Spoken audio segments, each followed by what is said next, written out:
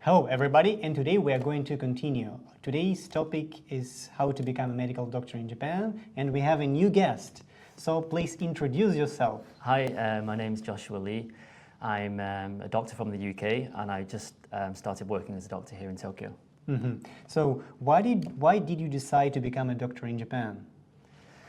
It's quite long, but I think the top three reasons would be first, the safety. I think it's a really safe country, right? Yeah. You can go out at night time, feel safe, and there's not a lot of crime here, so that's probably the top choice. The second reason would be the food. Do you like food? Yes, exactly. So I love the food here, so that's the second reason. I think it's just tastes really good and it's affordable. Yeah. And if you've had a long day at work here and you go out into the city, you can find some amazing food. So that's the second reason. And the third thing would probably be the hot springs. Oh, unexpected. Okay. Well, the onsen in Japanese. Yeah, I love the hot springs. So I guess that's the main reason. I guess I love Japan, so yeah. Okay, makes sense. Okay, how long have you been studying Japanese back in UK? So I've done Japanese for about 14 years. Oh, quite long. Yeah, I started when I was 19. I'm 33. And I was doing Japanese on and off for 14 years. So it wasn't completely like I've been doing it intensely for the whole time. So I think for the first 5 years, that's when I studied Japanese intensely, from 19 to 24 roughly. And then from then, I reached a conversational level, was able to speak to natives in Japanese, and then I'd find grammar in like new grammar books, and then just ask natives, hey, how do I use this? And just kind of learn from there. And that's how I learned Japanese. Did you take any private lessons with teachers? Yep, so at university, I went to a language school for the first 2 years. I then did a 1-year exchange in Tokyo. And I had, I think, 7.5 hours Japanese language class every week for an entire year. And then I came back to the UK, and then I went back to the language school, finished that. And then from there, I think I did N2, JLPT N2, and then JLPT N1. But at the time, I didn't really have a reason to do it. It's just my hobby. Just for fun? Just for fun, yeah. Yeah, it's kind of long story, actually, Yeah. So what about the program? How do you find the program which can help medical doctors to obtain medical license in Japan? So I was interested in doing this for about 10 years, 8 years ago, around that time. And I would look online on Google and try and find a way to come to Japan. And at the time it was very negative. You can't do this, it's not possible. If you're not native, you can't succeed. If you can't write kanji at the level of a Japanese or Chinese person, you can't do it. But then around 3 or 4 years ago, I think before that, there was one program that I found where you can study in Japan for 2 years at a hospital. You don't get paid. You have to pay to join the program. And you just observe for 2 years in hospital. So that was one way, and they kind of train you during that period for 2 years. And if you're not getting paid and you have to pay to join for 2 years, it's quite a big investment. So I wasn't able to do that. But I think roughly 2 years ago, I searched on Google and found Juntena University's International Medical Practitioners course that I joined. And that's how I ended up here. So I kind of just looked on Google, and then one day Juntena University's program just appeared. Yeah. So probably it's getting more useful now because we are expanding our program to overseas. Yeah, definitely. Yeah, so how long did it take for you to prepare for those exams? So my answer to this question might be a bit strange, but I feel like the exams were 2 exams. There was a OSCE-based exam, which is called the Diagnostic Japanese Language Test. And then there's the national exam, which tests your medical knowledge in Japanese. They're all, of course, in Japanese. So how long did it take me to pass? For the Japanese language exam, you get tested on speaking, listening, writing, reading, and physical examination. And I've been doing Japanese for 14 years, which has helped me do at least 4 parts of that examination. So I think in terms of learning Japanese and getting to a level where you can pass an examination, well, a medical examination, probably 14 years. I spent learning the language. But when it comes to the national examination, I think I spent about a year and 8 months, roughly, reading for the national examination. But again, that's my background may be different to other people's backgrounds, and I may have certain advantages or disadvantages that other people didn't have. So I went to university in the UK for 10 years, doing biomedical science, regenerative medicine, and then medical school. So I've seen a lot of questions, and I kind of know how examination questions work and different examination techniques, which helped me pass the exam. And also, I worked for 2 years. And when you've worked for 2 years, it gives you some clinical foundation that you can work on, which helps you pass, helps you get the correct answer for certain questions. So for the national exam, maybe 2 years, a year and 8 months roughly. For the language exam, again, 2 years, but I've done the language for 14 years, so. Yeah, so probably it's way too complicated that it seems. So in your case, you've spent quite a long time in preparation, Yeah, I'm not sure if it was preparation for the exam. I just did it as a hobby. Yeah. And then ended up here, but yeah. Yeah, okay. Thank you. Yeah, tell us what was the most difficult thing in your preparation? What was the most complicated and like exhausting? Exhausting. It was all exhausting. So I think what I found most difficult will not be the same as other people. So if you're from a country where Chinese characters are used daily, you won't have much trouble with reading and writing. Whereas I'm from Europe, from the UK, so we don't use Chinese characters. So I had to learn how to handwrite all of the Chinese characters. So that was the hardest part for me. Whereas if you're from a country, for example, if you're from China and you're good at writing, speaking might be what you find most difficult. But for me, it was definitely the writing. So when I got here, I could barely write. I could read, but I wasn't good at writing. And then I had a discussion with one of the professors, and he advised me to do an exam called Kanji Kente, which is an examination about kanji aimed at Japanese learners, or Japanese natives.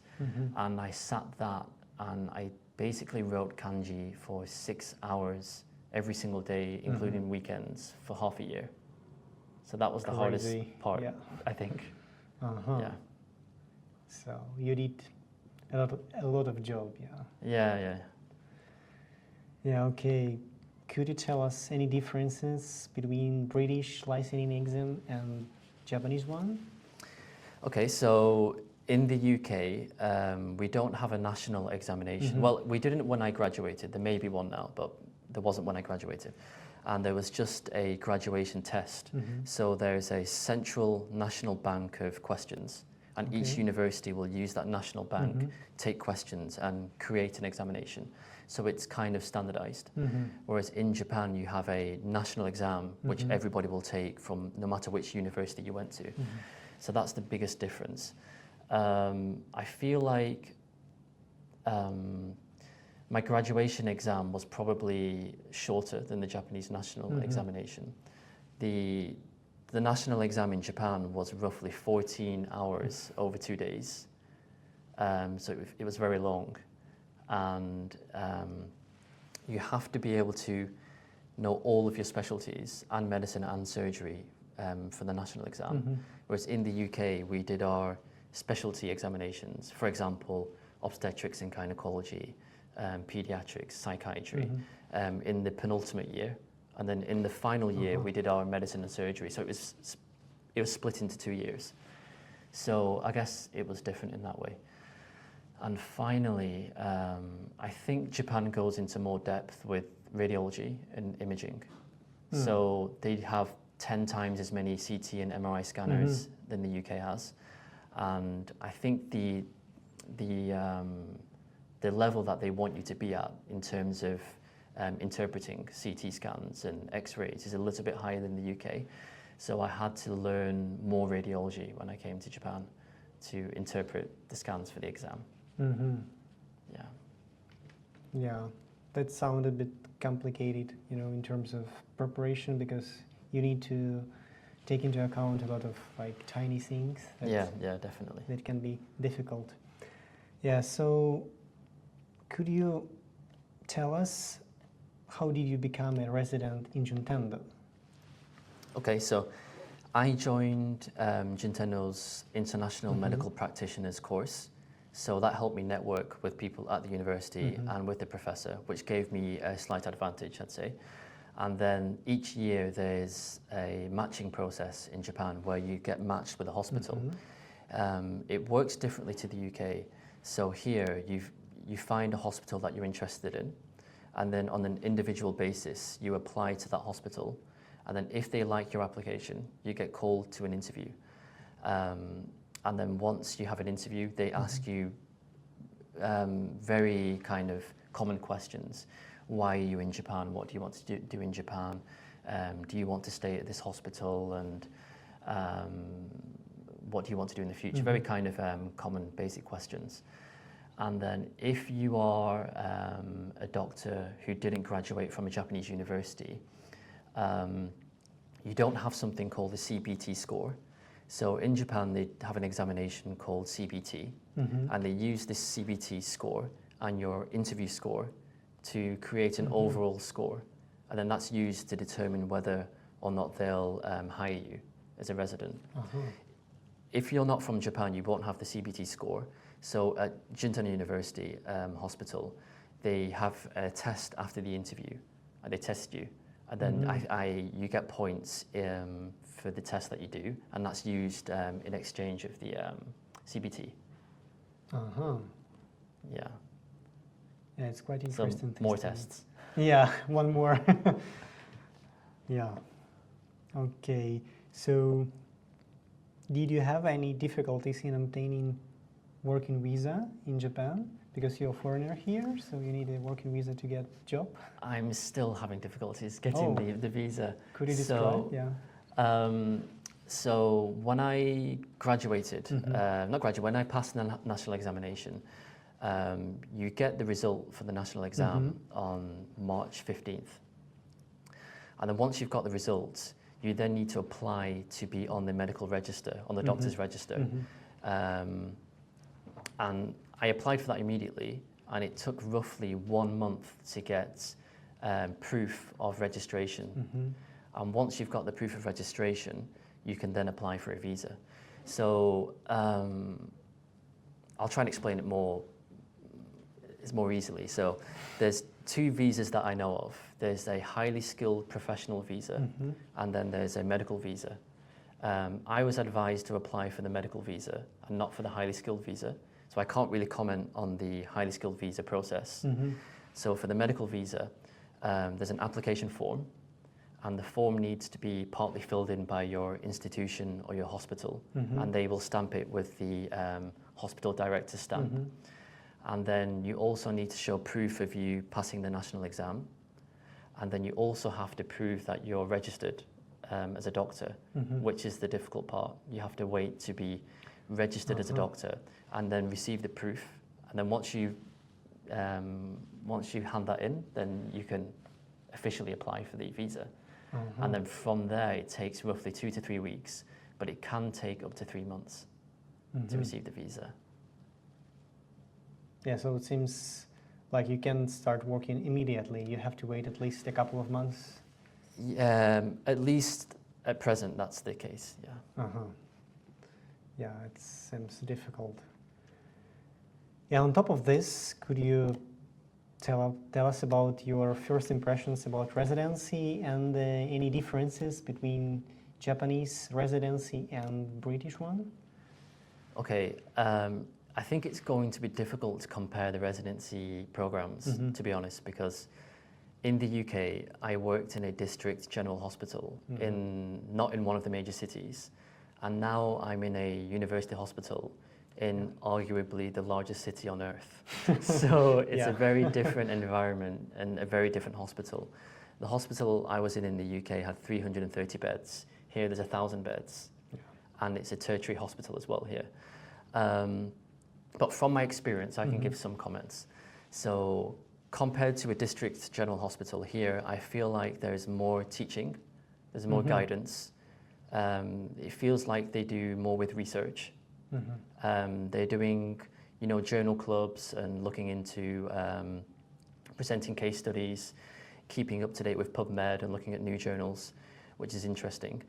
When I was in a district general hospital, it was very busy. There were a lot of patients, not many doctors. So it was difficult to spend a lot of time on one patient. But because of that, you learn a new skill. You learn a skill of prioritizing what is important, what do I need to do first, what can I leave until later. Whereas here, I've only been observing for 1 month in the general medicine department, but it feels like there's more time to devote and spend on each patient. So I feel like it's very good for learning. You can look at all of the investigations, go very in depth with the history, and think of all of your differential diagnoses. And it's a very, very good learning environment, I find, here.